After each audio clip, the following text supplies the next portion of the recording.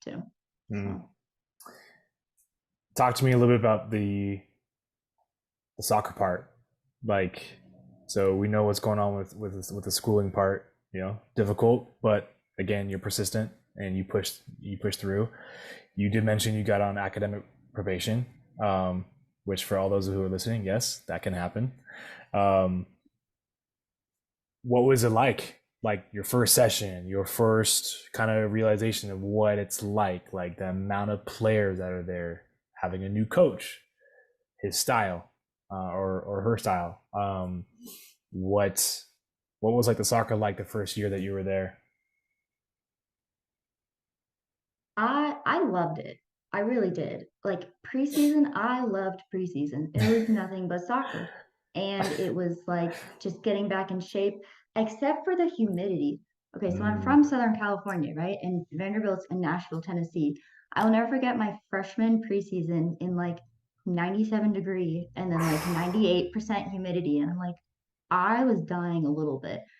And it wasn't like because my fitness was bad. It was literally just I was not used to that type of heat.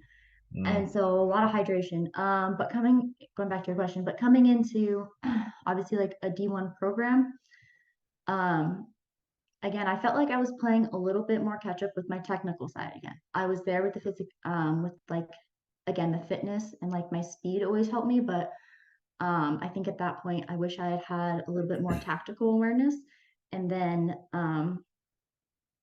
it was very physical. So Vanderbilt's in the SEC, which is known as one of the more physical conferences. And I remember getting slammed. I was still like pretty small at that point too. mm, And so that was a big challenge was learning how to hold my own against girls that have already been there for 3 years and are used to this. So, but other than that, the soccer, I really loved the first like 2 years. Loved it. So I do remember I went to one of your games. You played Irvine. I remember sitting with your younger sister. I know your mom was there, your dad was there. Um, what advice do you have? I mean, you kind of touched on it a little bit, but what advice do you have for players who want to play at Division 1 level? What would you say got you in? And then what? I mean, again, you touched on it, so I don't want to. But like now that you've been through that, what are the boxes? Because athletically, you're gifted. You know, so technically, you said you had to play catch up. So for someone who is, let's just say, an average athlete, but they have a dream to play in Division 1, what advice would you give someone?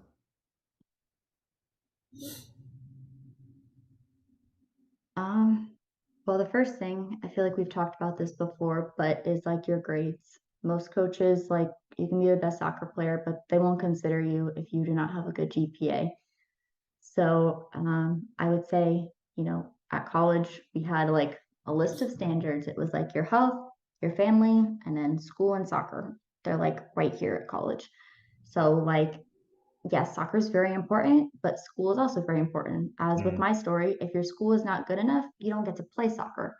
So when you're on academic probation, you do not get to play in games. So I would say so just like don't disregard your academics.